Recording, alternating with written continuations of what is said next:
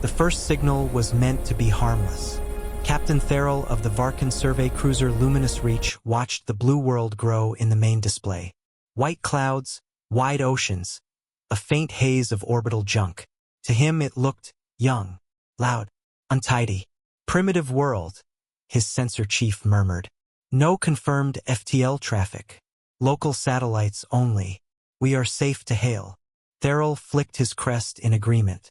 Their empire had mapped 1,000 such worlds. Some begged, some screamed, some never answered at all. Standard first contact packet, he said. Polite, distant, non-threatening. Let them know they have been seen. Communications Officer Rel tapped in the sequence. A focused beam of tight-band data rushed toward the planet. Greetings in simple math, symbols of peaceful intent, the seal of the Imperial Exploration Corps.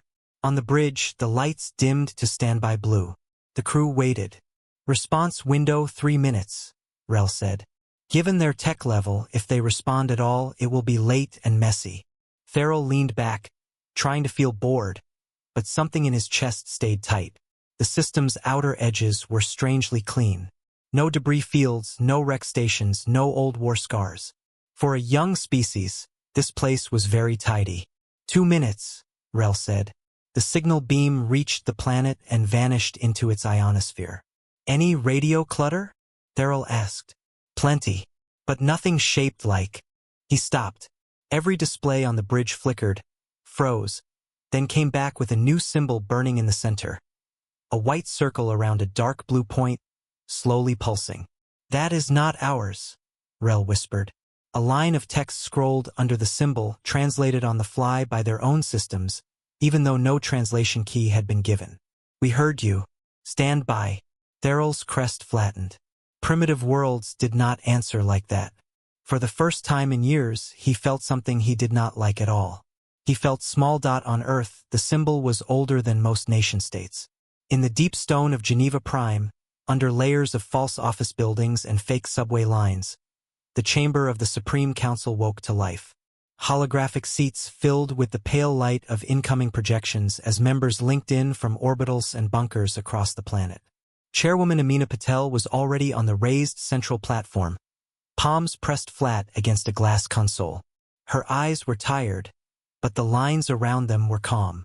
Confirm origin, she said. A slim analyst at the lower tier, Noah Kareem, swallowed and pushed his glasses up. Source is a vessel in high solar orbit, outside our declared exclusion shell. Drive profile is non-human. Hull scattering matches no known design. So, Amina exhaled slowly. We finally have a neighbor who knocks. General Reyes, gray at the temples, folded his arms. And they knocked straight at our cradle. No probes to Mars, no test signals at the outer buoys. Either careless or very sure of themselves. Dr. Ling, head of xenocognition, spun a pen between her fingers. Their packet was textbook soft contact. They think we are below them technologically. That may be useful. The chamber dimmed as the incoming hail replayed in the air above them. Elegant math, flowing pictographs, friendly curves. Under it lay tightly woven scans of Earth's EM history, our wars and songs and dramas captured in crude sweeps. They looked, Amina said quietly, but they did not see. Silence settled. Response options? She asked. Noah's voice shook just a little. We could pretend ignorance. Let them believe we are still climbing. Or, he hesitated. We can do what the charter says. Announce that any foreign power talking directly at Earth speaks to the Supreme Council. Reyes's jaw tightened. If we do that, we show our hand. Amina looked up at the spinning blue hologram of Earth. Clouds slid across the continents like slow thoughts. They sent a signal to our home, she said. We will not hide in our own house. She straightened. Prepare the reply. On the luminous reach, the reply did not arrive as a normal signal. Rel's hands flew over the controls. Captain, they are coming in on every band. Radio, microwave, laser, even system bus noise. There. The bridge lights cut out. For one heart-stopping second, there was total darkness. Then the emergency glow returned, soft and white, showing shaken faces and twitching crests. In front of them, the main display was no longer a starfield. It was a room, a circular chamber, stone and glass and soft blue light, figures seated in a ring, different ages, different shades of skin, dressed in simple dark clothes. No armor, no crowns. One woman stood at the center, black hair tied back, brown skin, lines of long worry at the corners of her eyes. When she spoke, it was in perfect Varkan trade tongue. "This is Chairwoman Amina Patel of the Supreme Council of Earth and its holdings," she said. "You have addressed our homeworld. Under our law, that requires our direct answer." Rel made a choking sound. "How did they? We never shared. They cracked our linguistic mesh on the fly," the censor chief whispered.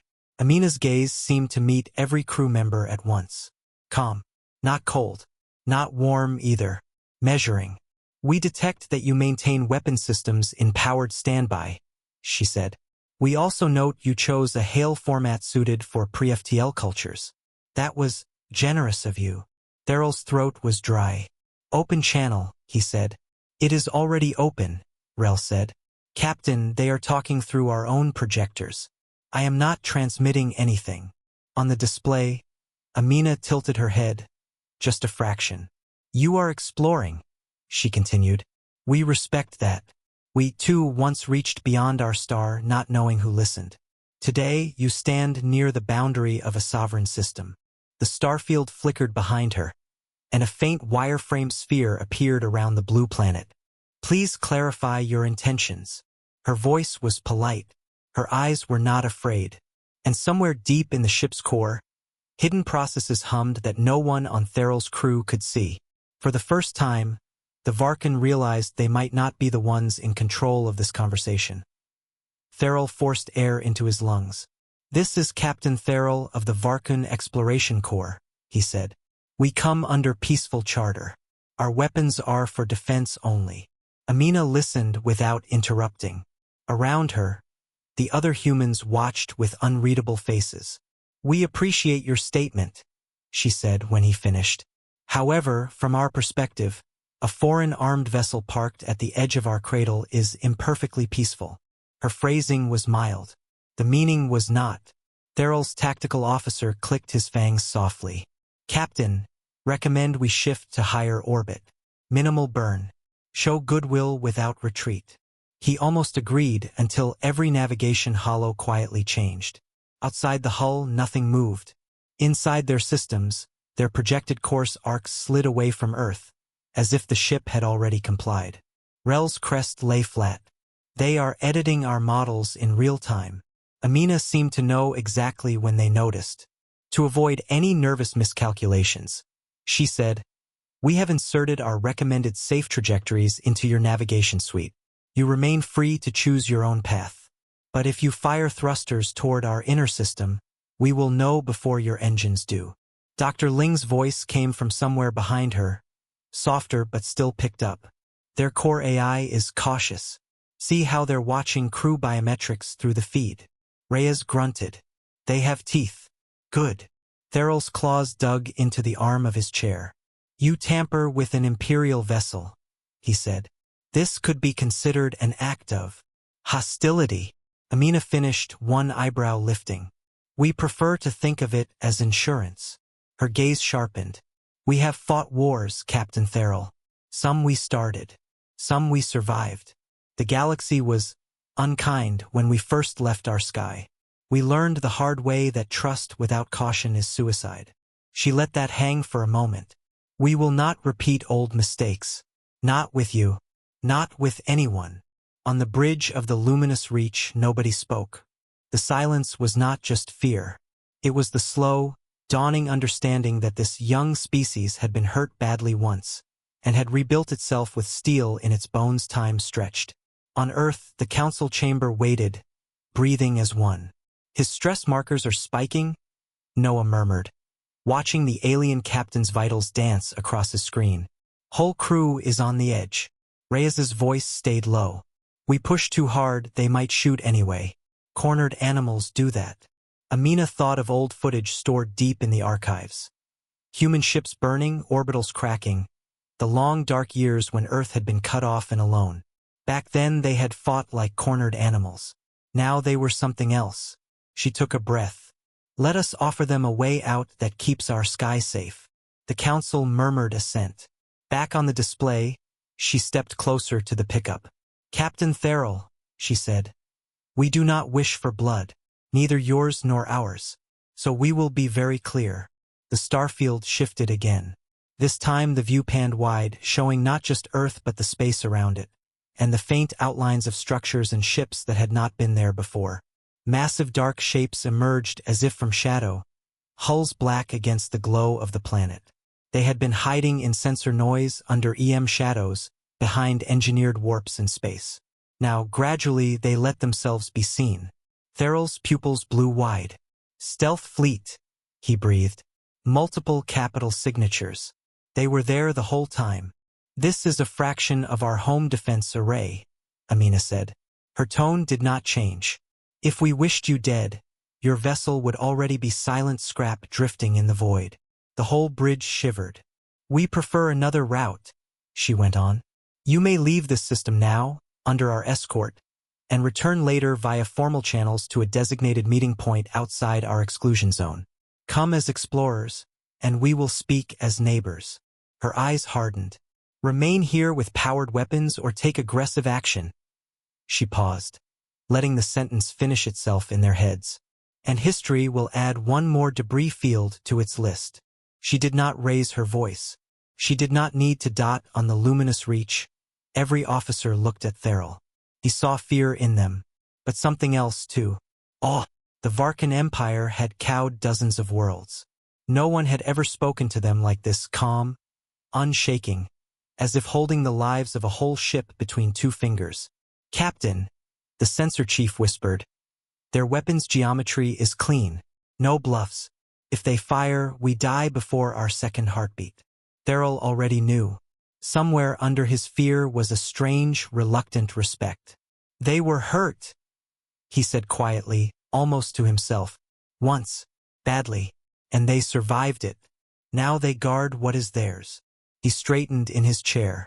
This is Captain Therrell, he said, turning back to the human woman who watched him from her stone and glass chamber. We acknowledge your strength and your claim. We will withdraw and file for formal contact as you have advised.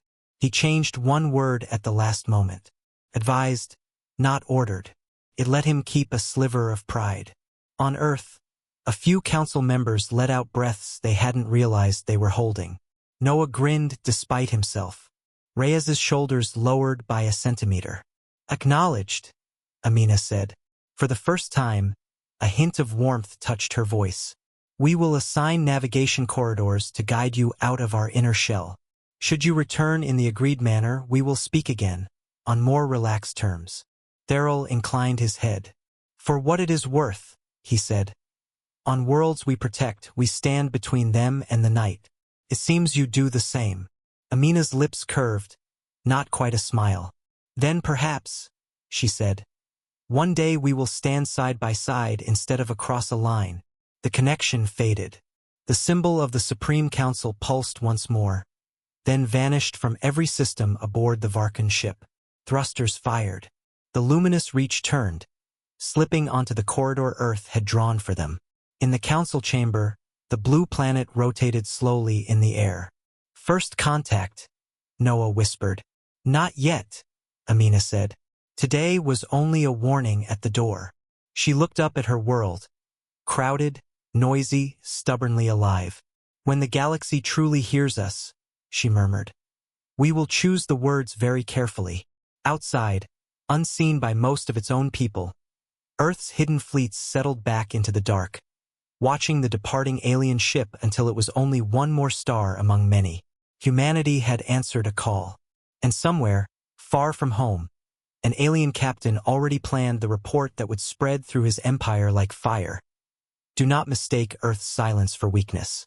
There was a mind behind that quiet planet. And when it spoke, the wise would listen.